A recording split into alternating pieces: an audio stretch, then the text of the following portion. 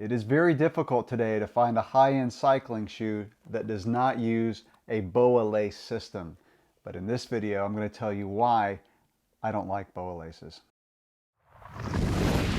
Now, just in case you're not familiar with BOA laces and BOA dials, it's basically a string system to where when you turn the dial, it tightens the string. Now let's talk about the good thing about BOA laces. That is, it puts a pretty even pressure along the top of the shoe to give you even pressure on the bottom of the shoe, and that reduces hot spots. What are hot spots? Well, if you're not familiar with it, it's when you'll get a few little pain points, and after a long ride, you'll start to feel it's almost like heat at the bottom of your foot, maybe in the ball of your foot. And so that's where BOA laces come in. They really do help alleviate hot spots. Another benefit to BOA laces is the fact that it's just quicker to lace up your shoes or tighten your shoes. So this particular shoe has 2 dials, so really all you have to do is after you put your foot in, you just turn the dial and tighten up the laces. This particular shoe only has 1 dial, so all you do after inserting your foot into the shoe is turn the 1 dial. Most of the BOA lace system shoes only have 1 Velcro strap at the tip. Some don't have any. This is another example. So 1 Velcro strap. You don't typically have to adjust that Velcro strap. So all you do is put in your foot, turn the dial or dials, and you're good to go. So why don't I like BOA laces? Well, BOA laces break. And they don't usually break when you're taking off your shoe. They break when you're putting on your shoe. In other words, when you're heading out for a ride. And this is what's happened to me on several occasions. This particular Specialized shoe is the first BOA lace shoe that I used. I really liked it until the laces broke.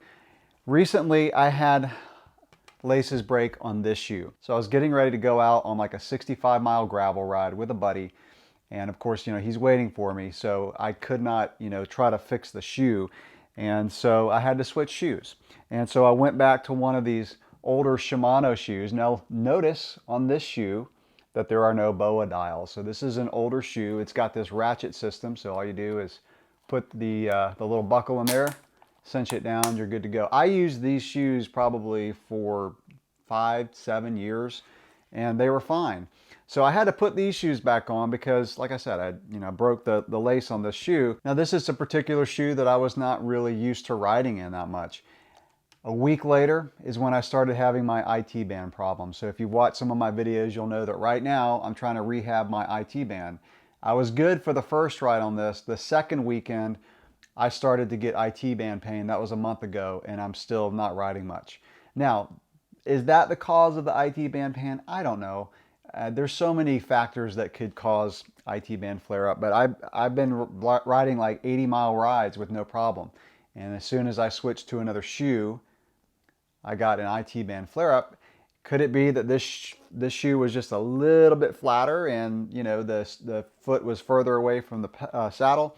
I don't know. But let's go back to the fact that BOA laces can break. And here's where this can be a problem. So let's say you drive 3 hours to a race, you're putting on your cycling shoes and your BOA laces break. You would either have to have a BOA lace, a dial with you, or you have to have a pair of backup shoes. Let's say you're on a trip and you have a BOA lace system. You have to have a pair of backup shoes. I mean, I'm not going to go on a trip where I drive 7 hours to do a vacation and risk a BOA lace breaking. So you either need to carry extra laces and dials, or you need to have a pair of backup shoes. Now, when the laces broke on this shoe, and by the way, this is a Giant Charge Pro, I believe is the model, probably one of the most comfortable shoes I've ever worn. I won't go into that on this video other than this is a good shoe. But when I called the local bike shop, they basically said you can go on BOA's website and get a replacement dial, replacement laces. So that's what I did. I tried it on my iPad. When it got to where I had to upload the photo, at some point, the website just froze. So I tried it again. I could not get it to work on my iPad. Went to the computer, same thing. 2, 3, 4 times, didn't work. Finally, I got it to work. You upload a photo, you describe the dial as best you can. They've got different images and you try to match up the right dial. I uploaded a photo. The dials on here are white, the laces are gray. This is what I got from BOA. Black dials, black laces. So now I'm going to have one shoe with white dials and one shoe with black dials. That may not be a big deal to you, but that doesn't cut it for me. So what I did was I took the dial apart and I basically shortened the lace and got the shoe up and running as best I could. It took me like 20-30 minutes to do it because I'm working with a shorter lace. So you've got to basically, this is the system, and you've got to weave the lace into the little dial, put the dials back together. You know what? There's nothing wrong with this system. And I don't mean this to be like a rant video, because I'm getting to a point here where I found a company that's done it right for BOA dials.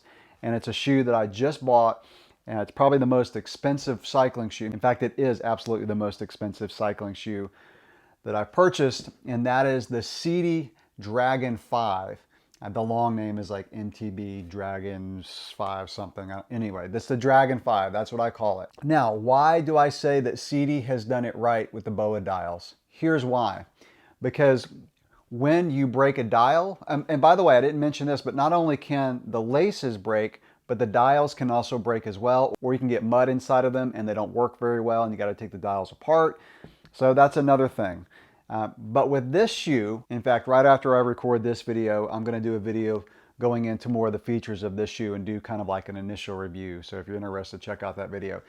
But with this shoe, what you do is you don't have to weave the laces in. So it pops out right here. Okay.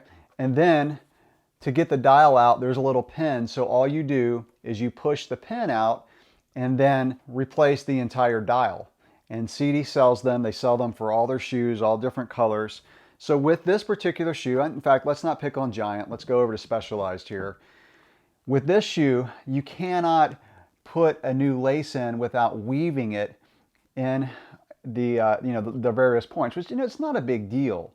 But if it takes me 15-20 minutes to get a shoe back up and running, I'm just too busy. I'm too busy, and too busy is probably the right phrase, because I need to simplify my life a little bit. But with this particular shoe, I had to weave it like into the tongue, and that was kind of difficult. It took a while, and then you got to weave. In fact, I missed the tongue, and I had to go back and do it again. So, it's just, again, I've had so many shoes with either just plain Velcro or this glorious strap that just goes in there that it's never broken. In fact, these shoes are completely falling apart. You can see that's coming apart. These shoes are at least 7 years old, and I've been using them on my indoor trainer. So again, that's just a really quick video to just share my frustrations with BOA laces. I mean, BOA laces are on snowboard boots, they're in fishing shoes, and they're all over high-end cycling shoes. So it's literally hard to get a shoe without BOA laces. But I just want to mention, again, my frustration and show you that there is a company that's done it right with BOA laces, that you can probably replace this dial within a minute. So once these shoes have some miles on them, once I've owned them for a while, I'll get some backup dials to take with me, because these are mountain bike shoes and it's not uncommon to hit your shoes on a rock. And if I were to hit that dial on a rock and break it, I want to have a backup with me. So if I break the lace or break the dial, I can quickly replace the BOA laces. So I don't know if this video was helpful for you. I feel better now. All right, so again, I'll review the shoe. If you're interested, check out the video on that one, and I'll catch you in the next video. Thanks for watching.